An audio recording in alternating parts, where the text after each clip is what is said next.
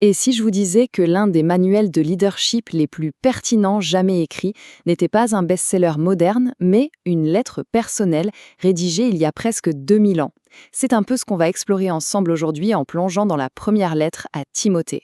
On va la voir non pas juste comme un texte religieux, mais comme un véritable guide intemporel sur le mentorat, le leadership et la gestion d'une organisation. Alors, voilà notre feuille de route. On va commencer par la relation entre le mentor et son protégé. Ensuite, on verra la mission cruciale qui lui est confiée, puis les clés pour bâtir une équipe vraiment solide, les motivations profondes qui construisent ou détruisent un leader, et on terminera avec l'exhortation finale. Bon, pour bien saisir ce texte, il y a un truc essentiel à comprendre. Ce n'est pas un traité de théologie abstraite. Non, non.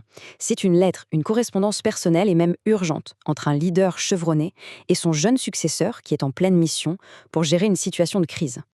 Alors, qui sont nos deux personnages clés? D'un côté, on a Paul. C'est le mentor, l'apôtre aguerri, qui a un rôle quasi paternel. Et de l'autre, Timothée, un leader plus jeune qu'on a envoyé au front à Éphèse pour une mission, disons-le, vraiment pas simple. C'est cette dynamique entre les deux qui donne toute sa force au texte. Et sa mission, c'est pas une petite tâche administrative. C'est énorme. Timothée doit carrément restaurer la santé et la structure de toute une communauté. Et il doit le faire avec discernement en restant fidèle aux principes fondateurs. Bref, l'enjeu est très très élevé. On en arrive donc à la directive numéro 1 de Paul.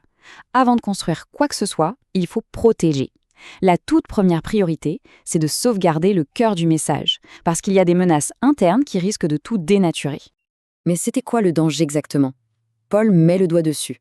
Le vrai problème, c'était des idées un peu déviantes et des débats stériles qui détournaient tout le monde de l'essentiel. Pour Paul, le premier boulot d'un leader, c'est de savoir dire « stop ». On se recentre sur ce qui compte vraiment. Et ce qui est vraiment puissant ici, c'est la façon dont Paul ancre cette mission. Il ne se pose pas en donneur de leçons, loin de là. Il utilise son propre témoignage, son histoire personnelle de transformation pour rappeler que le message, au fond, c'est une histoire de grâce. C'est une leçon d'humilité fondamentale pour n'importe quel leader. Bon, une fois que le message est sécurisé, il faut s'attaquer à la structure. Et cette partie-là, elle est incroyablement pratique. Paul donne un véritable plan d'action. Et tout, absolument tout, commence par le choix des bonnes personnes au poste clé.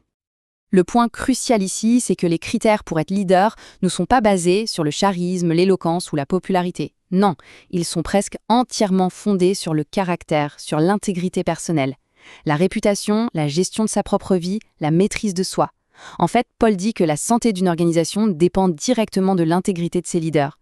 Une idée qui est parfois un peu à contre-courant de nos modèles de réussite actuels, non? La métaphore que Paul utilise est très claire. Le but de toute cette structure, c'est de créer une sorte de maison bien ordonnée. Un environnement sain, stable, où la mission première, proclamer la vérité, peut se dérouler sans obstacle. On passe maintenant de la structure externe au moteur interne du leader. Paul sait très bien qu'une organisation, même bien bâtie, peut être complètement détruite de l'intérieur. Il se concentre donc sur ce qui motive vraiment un responsable au plus profond de lui-même. Et là, le contraste est saisissant. D'un côté, la piété, un attachement sincère à la mission, qui mène au contentement. C'est ça, le vrai gain. De l'autre, l'amour de l'argent. Et là, le tableau est sombre. Tentation, piège, tourment. C'est un avertissement intemporel et ultra direct contre la corruption par l'appât du gain.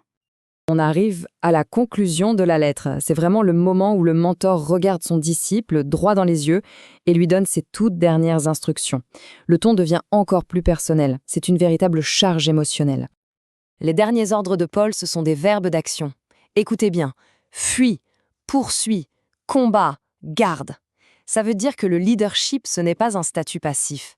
C'est un engagement actif de tous les instants. C'est faire des choix, délibérément, chaque jour, pour rester fidèle à sa mission.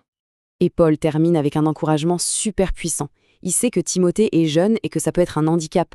Alors il lui dit de surmonter ce complexe en devenant un modèle irréprochable. En gros, ton autorité de leader ne viendra pas de ton âge, mais de ton exemple en matière de conduite, de foi et de pureté. Et tout ça nous laisse avec une question fondamentale pour nous aujourd'hui.